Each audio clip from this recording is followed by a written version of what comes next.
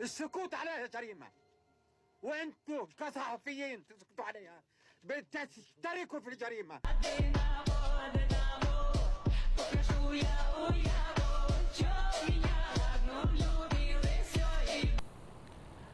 Assalamualaikum warahmatullahi wabarakatuh.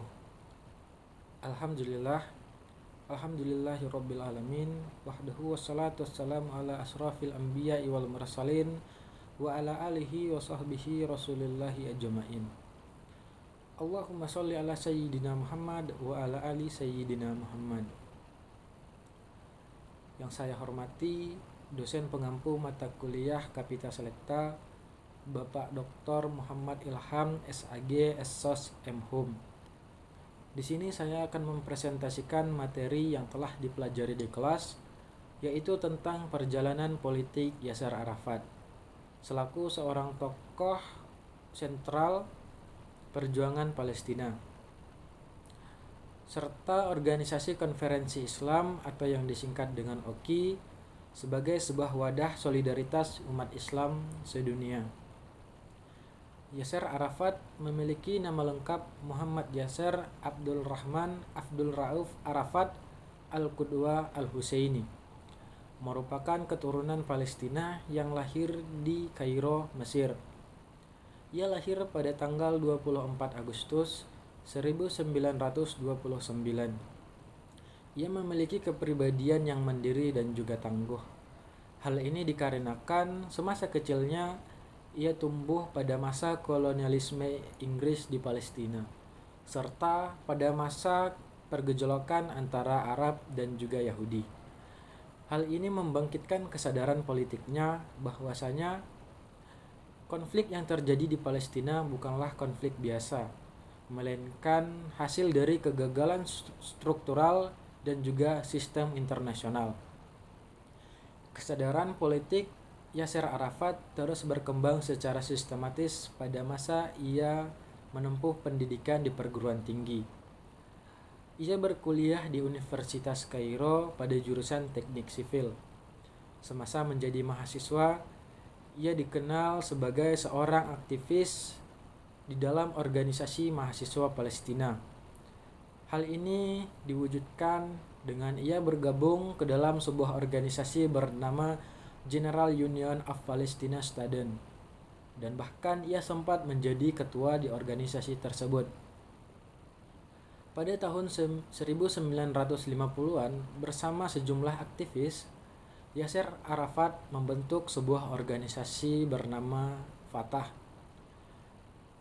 Terbentuknya organisasi ini menandai pergeseran arah juang warga Palestina, yang awalnya warga Palestina selalu tergantung kepada negara-negara Arab.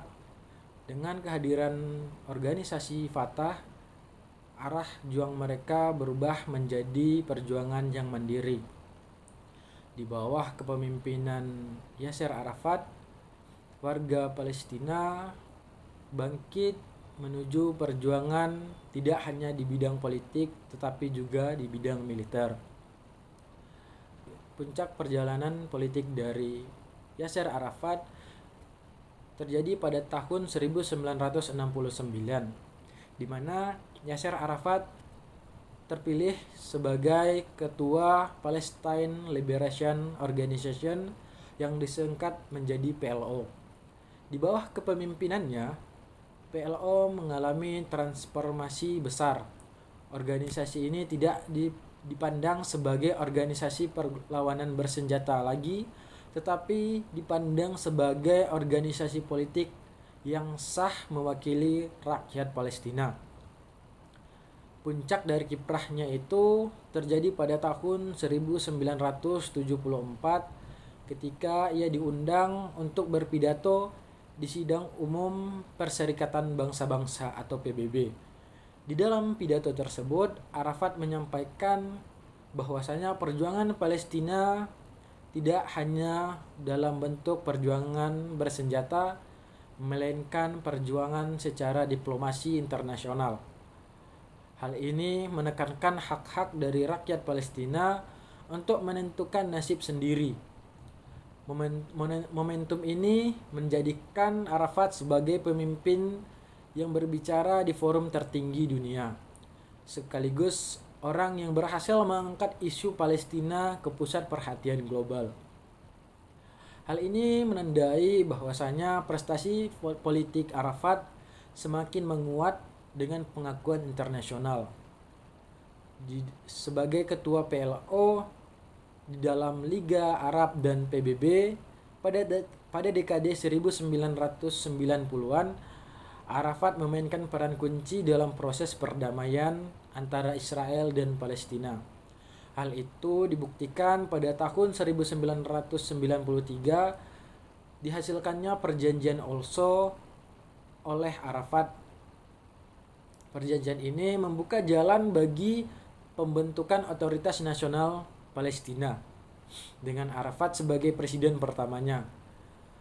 Upayanya dalam membentuk perdamaian dianugerahi penghargaan Nobel Perdamaian pada tahun 1994. Perjanjian Oslo juga memunculkan perdebatan tajam karena tidak mampu menjamin kedaulatan penuh Palestina dan justru memperlihatkan ketimpangan kekuatan dalam negosiasi internasional.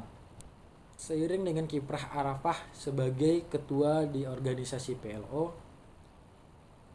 ia juga membentuk kerjasama bersama dengan organisasi yang bernama OKI atau Organisasi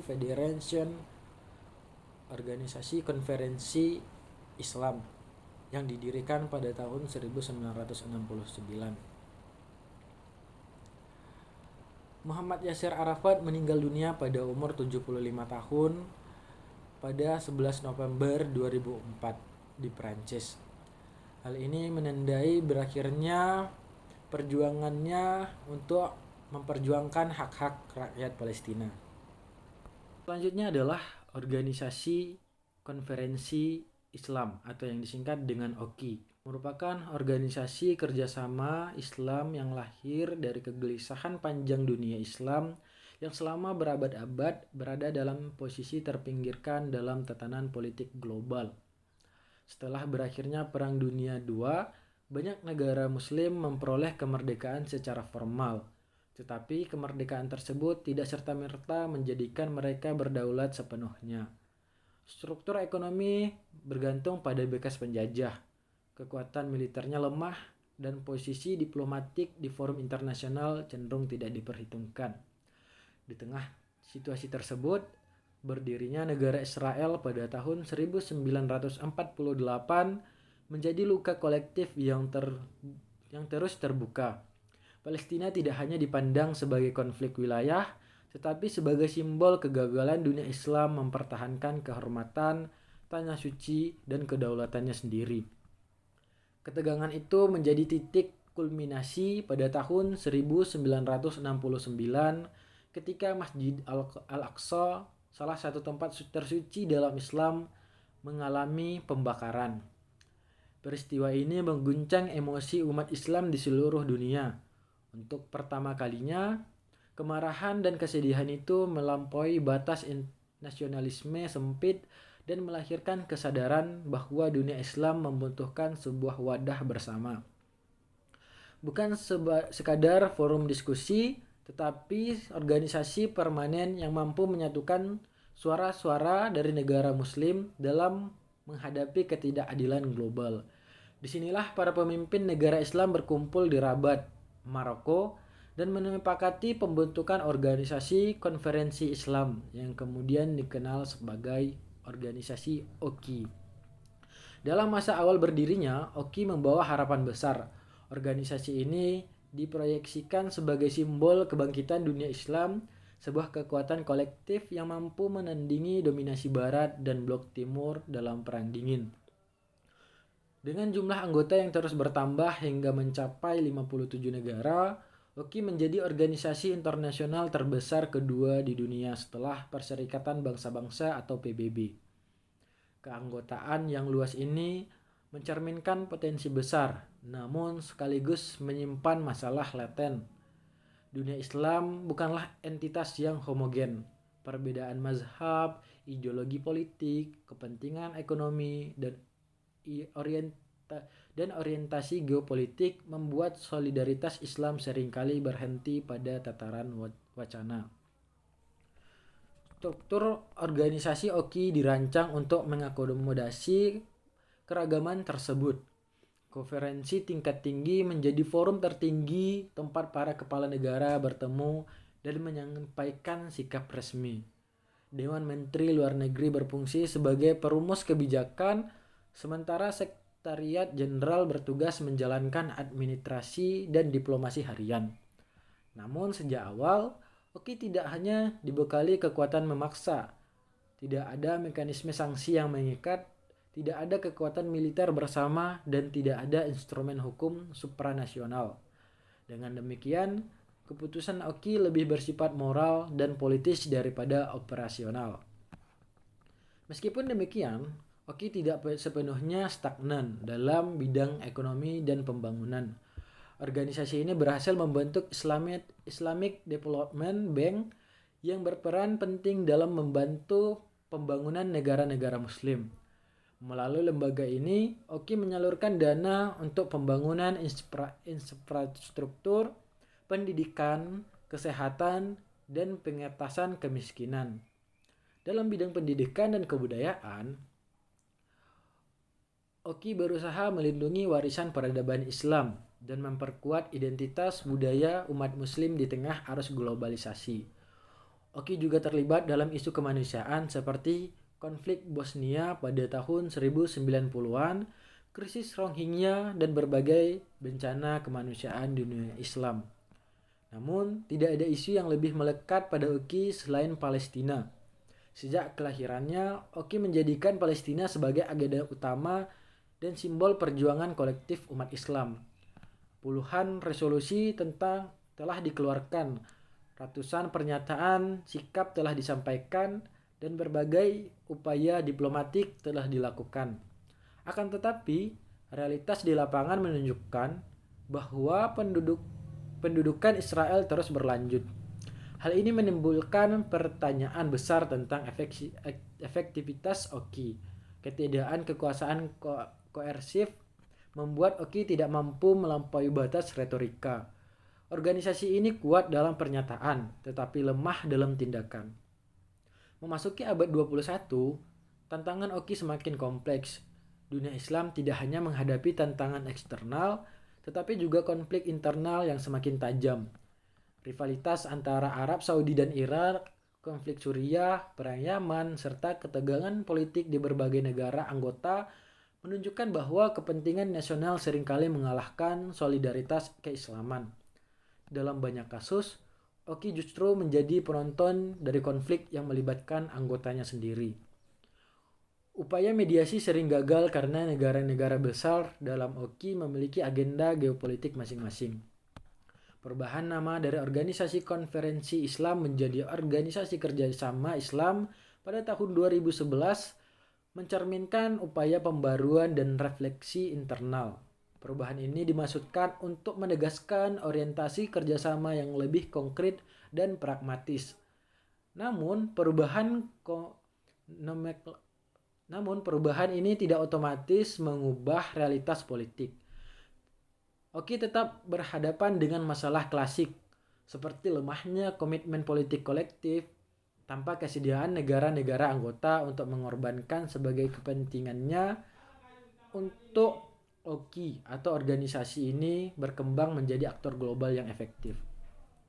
Dalam konflik internasional, posisi OKI bersifat ambigu. Di satu sisi, organisasi ini memiliki legitimasi simbolik sebagai wakil dunia Islam. Di sisi lain, pengaruhnya seringkali terbatas pada forum diplomatik. Jika dibandingkan dengan Uni Eropa yang memiliki integrasi ekonomi dan hukum yang kuat, atau NATO yang memiliki kekuatan militer bersama, OKI tampak lebih dari sebagai aliansi daripada sebagai kekuatan strategis. Kelemahan ini melahirkan kritik bahwa OKI mengalami kemunduran atau bahkan kehancuran secara fungsional. Namun, menyebut OKI hancur sepenuhnya tidaklah tepat. OKI tetap eksis, tetap menjadi ruang dialog, dan tetap memainkan peran tertentu dalam isu global. Yang mengalami kehancuran bukanlah organisasinya, melainkan efektivitas dan daya tawarnya dalam global. Oki mencerminkan paradoks dunia Islam modern, di mana memiliki jumlah besar, sumber daya melimpah, dan sejarah panjang, tapi kesulitan membangun kesatuan visi dan tindakan. Selama dunia Islam belum mampu menyelesaikan konflik internal dan membangun kemampuan politik kolektif, Oki akan terus berada di persimpangan antara harapan besar dan realitas yang mengecewakan. Ini adalah kesimpulan dari kedua materi yang telah dipaparkan, yaitu tentang Yasser Arafat dan juga organisasi konferensi Islam atau yang disingkat dengan OKI. Di sini saya akan menarik kesimpulan. Yang pertama adalah Yasser Arafat. Yasser Arafat adalah simbol perjuangan Palestina yang sepanjang hidupnya berusaha meneguhkan identitas bangsa Palestina di tengah konflik berkepanjangan dengan Israel. Sebagai ketua dari organisasi PLO dan tokoh yang dikenal luas di dunia internasional secara diplomasi, Arafat mampu mengangkat isu Palestina ke panggung global, menjadikannya agenda utama dalam diplomasi internasional meski kepemimpinannya penuh kontroversi. Antara citra perjuangan dan tuduhan otoritarisme, Arafat tetap dikenang sebagai figur yang menyatukan aspirasi rakyat Palestina dan memperjuangkan hak-hak mereka untuk merdeka di mata global. Sementara itu, organisasi konferensi Islam atau yang disingkat dengan OKI lahir dari solidaritas dunia muslim pasca tragedi Al-Aqsa yang terbakar pada tahun 1969. Dengan 57 negara anggotanya, OKI menjadi wadah diplomasi kolektif umat Islam, terutama dalam mendukung perjuangan Palestina, membela hak-hak minoritas muslim dan melawan Islamfobia. Namun, efektivitas organisasi OKI sering dipertanyakan karena fragmentasi kepentingan antar anggota dan mekanisme konsensus yang lambat.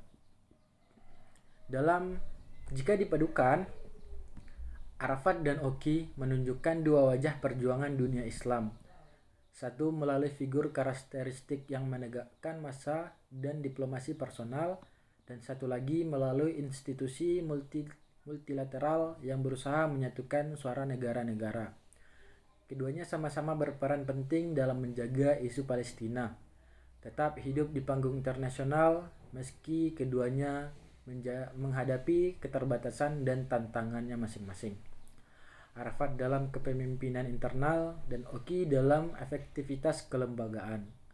Kesimpulannya, perjuangan Palestina dan dunia Islam tidak bisa dilepaskan dari peran tokoh dan institusi.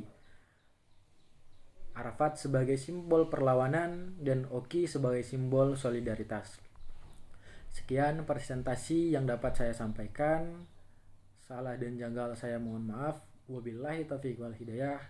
Assalamualaikum warahmatullahi wabarakatuh.